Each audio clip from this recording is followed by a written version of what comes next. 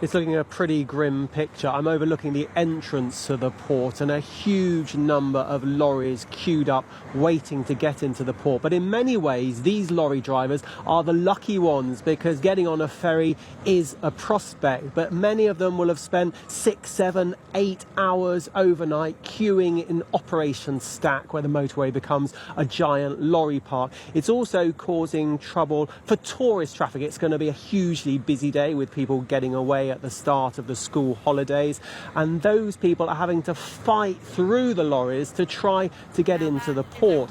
The problem at the moment is Eurotunnel is being affected by the migrant issue, which we saw again last night, but there's also problems over in the port of Calais due to ongoing strike action.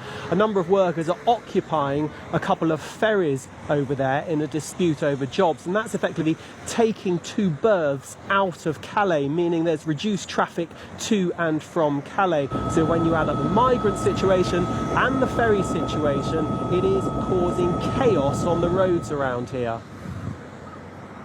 Which doesn't sound as if it's going to be resolved in the coming hours.